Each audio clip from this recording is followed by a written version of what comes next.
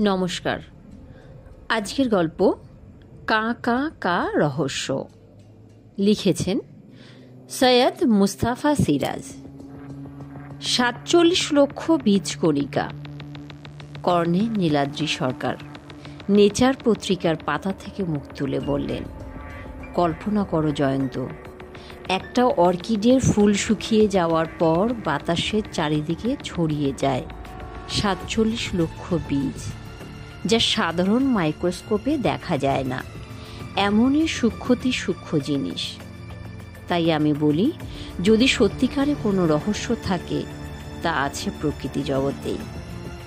কর্নেলের মুখে বিস্ময় মেশানো একটা দীপ্য ভাব লক্ষ্য করলাম। বললাম, অর্কিড নিয়ে এই সকালবেলায় মাথা খারাপ করার কারণ কি? ও তোমাকে আসল কথাটা বলাই হয়নি। কর্নেল নিভে যাওয়া চুরটি ধরিয়ে ধোঁয়া ছেড়ে বললেন, এগুলোকে বলা হয় ক্রাউন অর্কিড। দুটো কারণ আছে এর।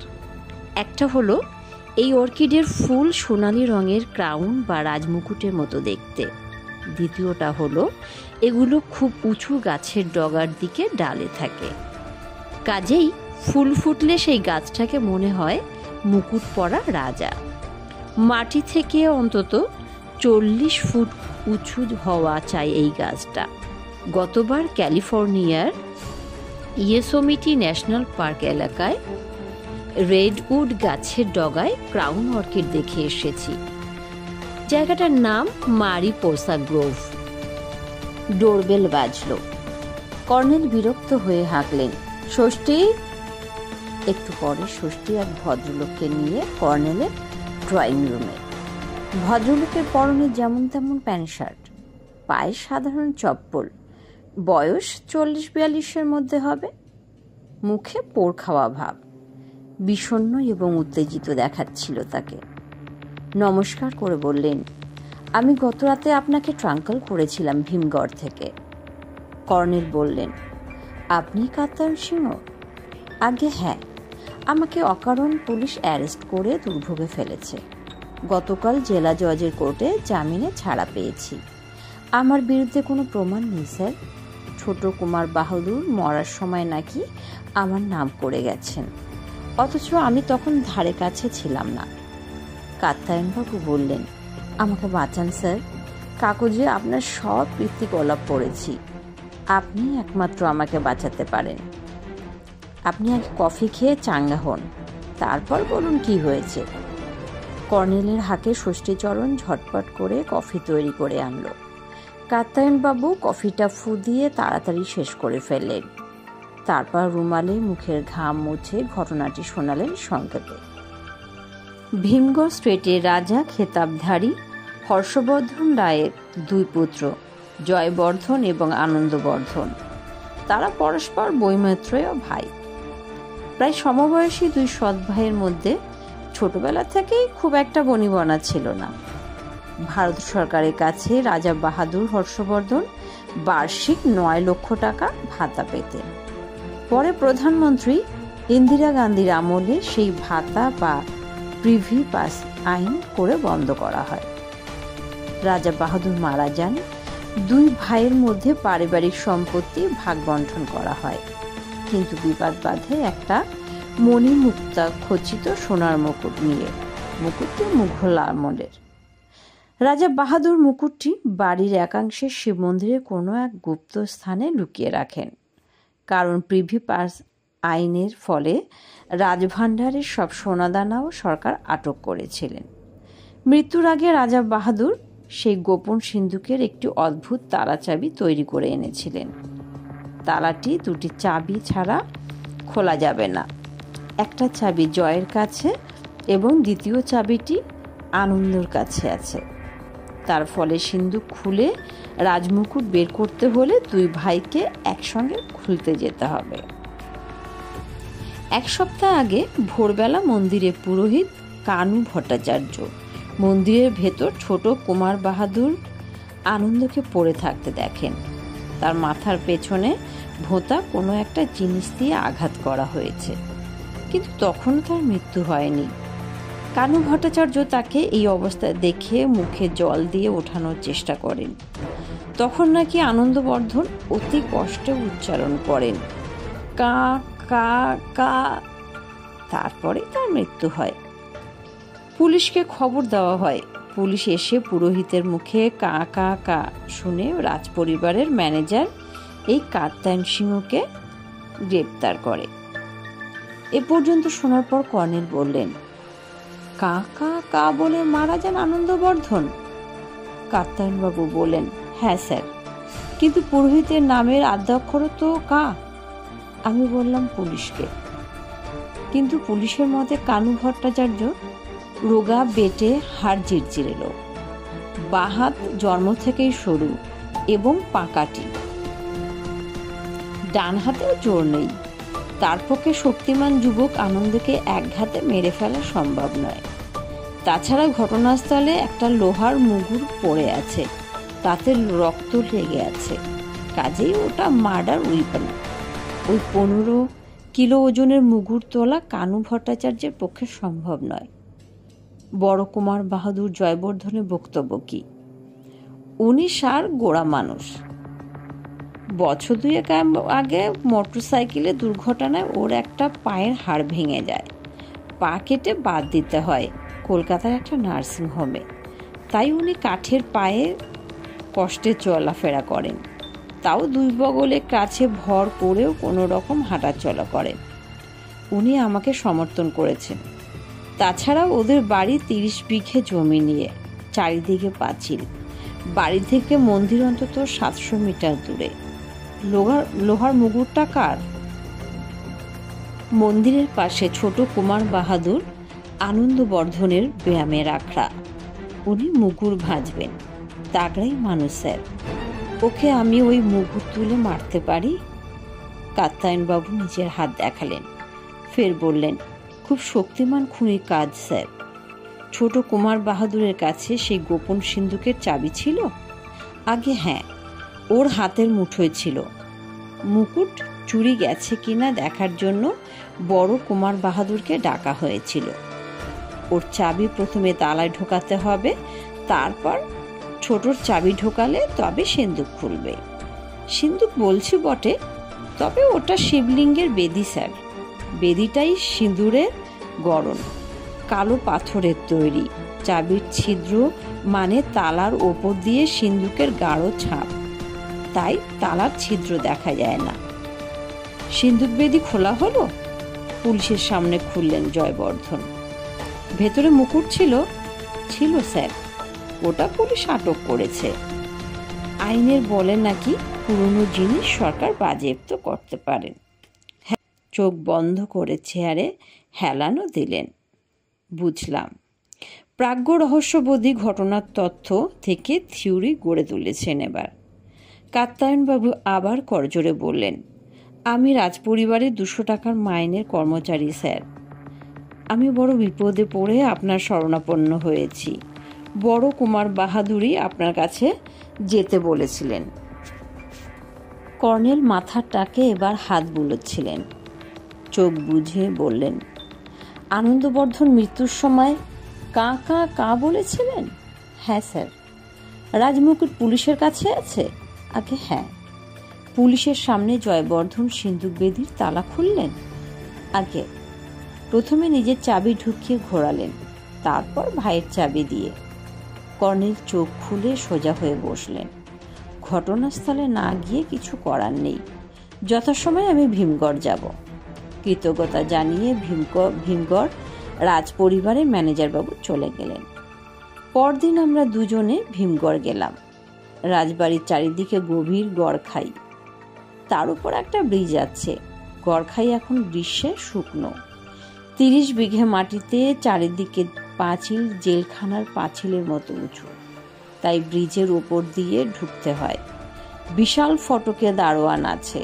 কর্নেলের গলা থেকে বাইনোকুলার এবং ক্যামেরা ঝুলছে, হাতে প্রজাপতি ধরা নেট স্টিক, যা দেখতে গুটোনো ছাতার মতো।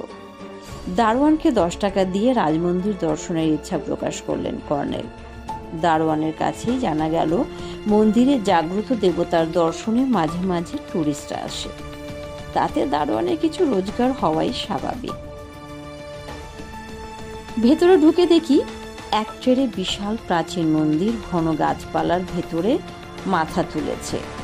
রাজপ্রাসাদ একটু তফাতে, তার ওদিকে একটা চৌকো পুকুর। মন্দির দর্শনে পুরুত ঠাকুর কানুহরি ভট্টাচার্যকেও কিছু দক্ষিণা বা প্রণামী দিতে হলো। কানু ঠাকুর আমাদের গাইড হলেন। মন্দিরের গর্ভগৃহ ঢুকে দেখলাম কালো বেদিতে বসানো আছে প্রকাণ্ড শিবলিঙ্গ। কেমন একটা অস্বস্তিকর পরিবেশ। কথায় কথায় কর্নেল আনন্দবর্ধন কুমার বাহাদুরের মৃত্যুর ঘটনা টেনে নিলেন। কাত্যায়নবাবুর বর্ণনার সঙ্গে আনন্দবর্ধন কুমার বাহাদুরের মৃত্যুর ঘটনা জেনে নিলেন। কাত্যায়নবাবুর বর্ণনার সঙ্গে মিলে গেল। পেছন থেকে ব্যায়ামাগারটিও দেখলাম আমরা। ঘাসের উপর মরচে ধরা একটা পেল্লায় লোহার মুগুর পড়ে আছে।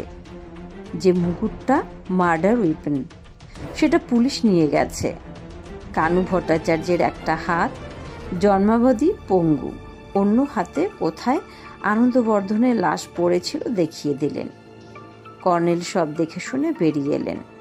কানু ভট্টাচার্য এসে বললেন, দুধ দিয়ে সাপ পুষেছিলেন রাজ পরিবার, সেই সাপ দংশেছে। ওই ম্যানেজার বাবুই মুকুট চুরি করে লোভে মেরেছে ছোট কুমার বাহাদুরকে। কর্নেল বললেন, মৃত্যুর সময় কোনো কথা বলেননি উনি? ওই তো বললাম, কা কা কা বলেই হেঁচকে উঠল, তারপরেই সব শেষ। আমি একটু বড় কুমার বাহাদুরের সঙ্গে দেখা করতে চাই। ভাইয়ের শোক সামলাতে পারেননি, বনিবনা না থাকলেও ভাই তো বটে। কানু ভট্টাচার্য বললেন, চলুন তো দেখি। হল ঘরে আমাদের বসিয়ে পুরুত ঠাকুর ভেতরে গেলেন। একটু পরে ক্রাচে ভর দিয়ে জয়বর্ধন এলেন। কর্নেল নিজের পরিচয় দিতেই তিনি খুব ব্যস্ত হয়ে আপ্যায়নের ব্যবস্থা করতে বললেন ভট্টাচার্য মশাইকে। তারপরে বললেন, আমি কাত্যায়নকে আপনার কাছে পাঠিয়েছিলাম, ও সম্পূর্ণ নির্দোষ। আমার ধারণা আনন্দ মৃত্যুর সময় যন্ত্রণা প্রকাশ করেছিল, আর বোকা শুনেছে কা কা কা। আর পুলিশ তো সবসময় উদরপিণ্ডি বুধোর ঘাড়ে চাপাতে ওস্তাদ। কর্নেল সাহেব, আমিও চাই আনন্দের মৃত্যু রহস্যের কিনারা হোক। কর্নেল বললেন, সিন্দুক বেদির দুটো চাবি তো এখন আপনার কাছে আছে, দেখাচ্ছি বলে জয়বর্ধন পকেট থেকে দুটো রিঙে ভরা দুটো চাবি বের করে দিলেন। কর্নেল চাবি দুটো খুঁটিয়ে দেখে বললেন, কোনটা আপনার চাবি? জয়বর্ধন দেখালেন, বললেন, আমার চাবি আগে তলায় ঢুকিয়ে 3 বার ঘোরাতে হবে, তবে আনন্দের চাবি তালায় ঢুকবে। অথচ বুঝতে পারছি না কেন আনন্দ ব্যর্থ চেষ্টা করতে গেল। আমি বললাম, উনি আপনার চাবির নকল তৈরি করে নিতে পারেন। জয়বর্ধন একটু হাসলেন, সেটাই আমার সন্দেহ ছিল। কিন্তু কর্নেল বললেন, কিন্তু ওর কাছে সেই নকল চাবি পাওয়া যায়নি। জয়বর্ধন বললেন, যে ওকে মেরেছে সেই ওটা নিয়ে পালিয়ে গেছে। কনক ঠাকুর ধপাস করে একটা শব্দ শুনে মন্দিরে গিয়ে ঢুকেছিলেন। বেগতিক দেখে মন্দিরের পেছনের দরজা দিয়ে খুনি পালিয়ে যায়। আমি গিয়েছিলাম, পেছনের দরজা খোলা ছিল। কাত্যায়নবাবু এখন কোথায়? ওর বাড়িতে থাকতে পারে, বেচারা লজ্জায় কাউকে মুখ দেখাতে পারছে না। কর্নেল জয়বর্ধনের চাবিটা দেখিয়ে বললেন, এতে ইংরেজি ভি লেখা আছে কেন? বাবার আমার চাবিতে পি লেখা আছে, দেখুন। রায় সাহেব, আমি একটা প্রশ্ন করতে চাই, সঠিক জবাব পেলে কাত্যায়নবাবুকে বাঁচানো যাবে। জয়বর্ধন গম্ভীর হয়ে বললেন, বলুন, আপনি কি নিশ্চিত যে আপনার চাবিটা সে রাতে কেউ চুরি করে নিয়ে গিয়ে বেদির তলায় ঢুকিয়ে রেখে আসেনি, যাতে আনন্দবর্ধনের মুকুট চুরিতেও সুবিধা হয়? কর্নেল সাহেব, ঠিক এটা আমারও সন্দেহ। আমার চাবি শোবার ঘরের আলমারিতে লকারে ভরা ছিল। আমার স্ত্রী ঘটনার দিন কলকাতায় ছিলেন। সেই সুযোগে আমি আমার কাজের লোক কাল্লু আনন্দের প্ররোচনায় টাকার লোভে কাজটা করতেও পারি। আমি তো সবসময় শোবার ঘরে থাকি না। আমি একটু কাল্লুর সঙ্গে কথা বলতে চাই। জয়বর্ধন তেতো মুখে বললেন, শয়তানটাকে ঘাড় ধাক্কা দিয়ে তাড়িয়ে দিয়েছি, তবে পরে সন্দেহ হয়েছে কা কা কা বলে আনন্দ কাল্লুর কথা বলতে চাইনি তো? জয়বর্ধন আমাদের চা সন্দেশ খেতে পিড়াপিড়ি করেছিলেন, কর্নেল খেলেন না। উঠে দাঁড়িয়ে বললেন, চলি মিস্টার রায়, পরে দেখা হবে। একটা সাইকেল রিক্সা নিয়ে আমি এবার থানায় গেলাম।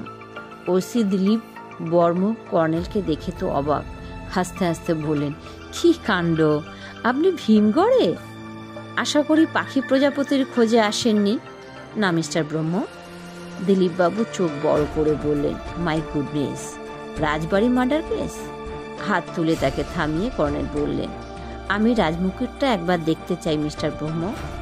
একটু পরে দিলীপবাবু রাজমুকুটটা নিয়ে এলেন থানার মহাফেজখানা থেকে। কর্নেল সেটা দেখার পর একটু হাসলেন। মিস্টার ব্রহ্ম, এটা নকল রাজমুকুট। সোনাটা রোল্ড গোল্ড এবং পাথরগুলো নকল। বলেন কি? হ্যাঁ, স্বর্ণকার দিয়ে পরীক্ষা করলেই বুঝতে পারবেন। তাহলে আসলটা কাত্তায়ন হাতিয়ে নিয়েছে? কর্নেল চুল ধরিয়ে বলেন, না, আমার থিওরি অনুসারে আসল রাজমুকুট বড় কুমার বাহাদুরের কাছে আছে। এখনই গিয়ে সার্চ করুন, পেয়ে যাবেন। দেরি করবেন না, আমি এখানেই অপেক্ষা করছি। ওসি দিলীপবাবু সদল বলে বেরিয়ে গেলেন। কর্নেলকে বললাম, আপনি শিওর হলেন কি করে? যদি সত্যিই আসল রাজমুকুট জয়বর্ধনের কাছে ঘরে না পাওয়া যায়? কর্নেল হাসলেন, পাওয়া যাবে। আমার থিওরি ডার্লিং। থিওরিটা কি? খুব সহজ ব্যাপার। আনন্দবর্ধন জানতেন তার চাবি তালায় ঢুকবে না, কাজেই একা তিনি মুকুট হাতাতে যাবেন কেন? জয়বর্ধনের ভোলার কথা বললেন, সেটা কি বিশ্বাসযোগ্য? আলমারির চাবি, বিশেষ করে যার ভেতর কিনা সিন্দুক বেদির চাবি লুকানো আছে, সেই চাবি জয়বর্ধন হেলা ফেলা রাখবার লোক? আসলে সে রাতে দুই ভাই গিয়েছিলেন মুকুট বের করতে। কানু ঠাকুরের চেহারায় আফিমখোরের ছাপ আছে। নেশা ঘরে ঘুমোচ্ছিল। ভোরবেলা নেশা কাটার পর মন্দিরের পুজো দিতে গিয়ে আনন্দবর্ধনকে পড়ে থাকতে দেখেন। উনি কিন্তু ধপাস শব্দের কথা বললেন না, তুমি নিশ্চয় শুনেছ। হ্যাঁ, উনি বললেন পুজো দিতে গিয়ে লাশ দেখতে পান, কিন্তু জয়বর্ধন ধপাস শব্দের কথা বললেন। তখনই বুঝেছিলাম কি ঘটেছে। বইমাত্রীও ভাইকে স্বভাবত ভুলিয়ে ভালিয়ে মুকুট দেখাতে নিয়ে এসেছিলেন। তারপর কর্নেলের কথার উপর বললাম, তাহলে জয়বর্ধন খুনি সাব্যস্ত হচ্ছেন, কিন্তু ওকে লোহার মুগুর আনতে দেখে আনন্দবর্ধনের ভয় পাওয়ার কথা। কর্নেল চুরুটের ধোয়ার মধ্যে বললেন, ভাইকে খুন করার পরে মুগুর এনে রক্ত মাখিয়ে ফেলে রেখেছিলেন। কি করে বুঝলেন? কা কা কা শব্দে। তার মানে খুব সোজা। জয়বর্ধনের কাঠের পা দেখিয়ে মাথায় এলো ওটা মার্ডার উইপেন করা হয়। কানু ঠাকুরের কাকা শুনেছেন, আসলে আনন্দবর্ধন বলতে চেয়েছিলেন কাঠের পা, উনি শুনেছেন কা কা কা। একদিকে 3 কা হলো কাল্লু, কাত্তায়ন এবং কানু ভট্টাচার্য। বড় জটিল কেস সাজিয়েছিলেন জয়বর্ধন বাবু। তাহলে কাঠের পা খুলতে হয়েছিল জয়বর্ধনকে? কর্নেল হাসলেন। কাঠের পা হঠাৎ খুলতে দেখেই সম্ভবত আনন্দবর্ধন ভয় পেয়েছিলেন, তাই মৃত্যুর সময় কাঠের পা কথাটা বলতেই চেয়েছিলেন। তখনই পুলিশের দলটি এসে গেল। দিলীপ ব্রহ্ম ভেলভেটের একটা চৌকো বাক্স টেবিলে রাখলেন। ঢাকনা খুলতেই একটা কারুকার্য খচিত মুকুট দেখা গেল। জয়বর্ধনকে গ্রেপ্তার করে আনা হয়েছে। তিনি ক্রূর দৃষ্টিতে কর্নেলের দিকে তাকিয়ে রইলেন। কর্নেল বললেন, এই কালো ভেলভেট বাক্সের মধ্যেই সোনাদানা রাখার নিয়ম। মিস্টার ব্রহ্ম খালি মুকুট পেয়েছেন, বাক্স পাননি। এই দেখেই আমি বুঝতে পেরেছিলাম এটা নকল রাজমুকুট। জয়বর্ধন বাবু একটু বোকামির জন্য ধরা পড়লেন। বুদ্ধি করে ভেলভেটের বাক্সের মধ্যে নকল মুকুট রাখলে আপনার কীর্তি ধরতে পারতাম না সম্ভবত। জয়বর্ধন মুখ নাবিয়ে দাঁড়িয়ে রইলেন। একটু পরে তাকে হাজতে নিয়ে যাওয়া হলো। বললাম, চাবিতে ভি এবং পি খোদাই করা। বলুন কর্নেল। ভি ফর ভিক্টরি অর্থাৎ জয়, পি ফর প্লেজার অর্থাৎ আনন্দ। জয়বর্ধন এবং আনন্দবর্ধন। দিলীপবাবু হাসলেন। ঘরে খাল কেটে কুমির আনার মতো জয়বর্ধনবাবু আপনাকে আনিয়েছেন। কর্নেল বললেন, আসলে উনি আমাকে দিয়ে যাচাই করতে চেয়েছিলেন ওর মোডাস অপারেন্ডিতে কোনো খুঁত আছে কি না, যাতে উনি ধরা না পড়েন। সবাই হেসে উঠলেন। আমি ভেবেছিলাম ক্রাউন অর্কিডের কথা বলতে বলতে ক্রাউন নিয়ে খুনের খবর আনাকে নেহাতি আকস্মিক যোগাযোগ। স্টেশনে ফেরার পথে কথাটা তুললে আমার রহস্যভেদী বন্ধু বললেন, তোমাদের দৈনিক সত্য সেবকেই খবরটা বেরিয়েছিল। হেডিং ছিল, রাজমুকুট নিয়ে খুন। ডার্লিং, কাগজের লোক হয়েও তুমি কাগজ পড়ো না? এটা একটা বদ অভ্যাস। নমস্কার।